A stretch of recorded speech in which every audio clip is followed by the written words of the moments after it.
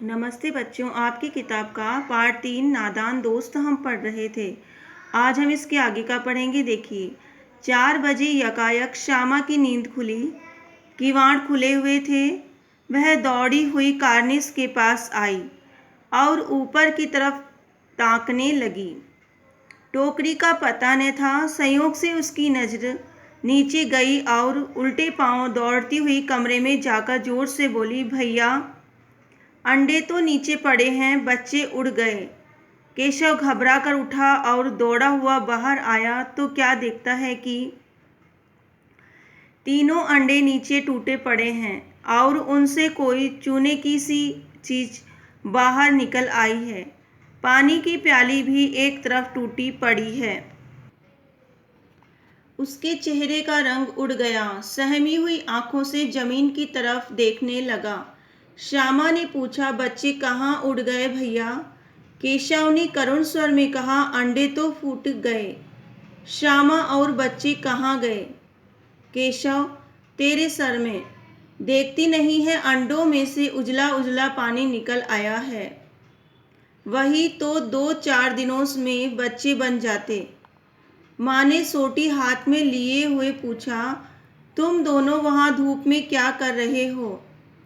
श्यामा ने कहा, अम्मा जी, चिड़िया के अंडे टूटे पड़े हैं। माँ ने आकर टूटे हुए अंडों को देखा और गुस्से से बोली, तुम लोगों ने अंडों को छुआ होगा। अब तो श्यामा को भैया पर जरा भी तरस न आया। तरस आना, दया आना। उसी ने शायद अंडों को इस तरह रख दिया कि वह नीचे गिर पड़े। इसकी उसे सजा मिलनी चाहिए। बोली, इन्होंने अंडों को छेड़ा था अम्मा जी। माँ ने केशव से पूछा, क्यों रे? केशव भीगी बिल्ली बना खड़ा रहा। माँ, तू वहाँ पहुँचा कैसे? श्यामा, चौकी पर स्टूल रखकर चढ़े अम्मा जी। केशव, तू स्टूल थामे नहीं खड़ी थी? श्यामा, तुम्ही ने तो कहा था। माँ, तू इतना बड़ा हुआ, तुझे अभी इतना भी नहीं मालूम कि छूने से चिड़ियों के अंडे गंदे हो जाते हैं। चिड़िया फिर उन्हें नहीं सेती।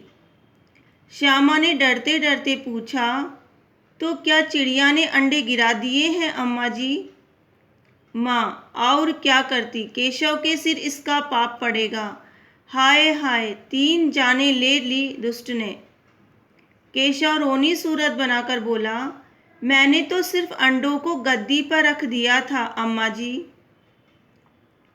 माँ को हंसी आ गई, मगर केशव को कई दिनों तक अपनी गलती पर अफसोस होता रहा। अफसोस होना, दुख होना। अंडों की हिफाजत करने के जोग में उसने उनका सत्यानाश कर डाला। इसे याद कर वह कभी कभी रो पड़ता था। दोनों चिड़िया वहाँ फिर न दिखाई दी। प्रेमचंद। इस प्रकार यह पाठ हमारा पूरा हो गया है। धन्यवाद।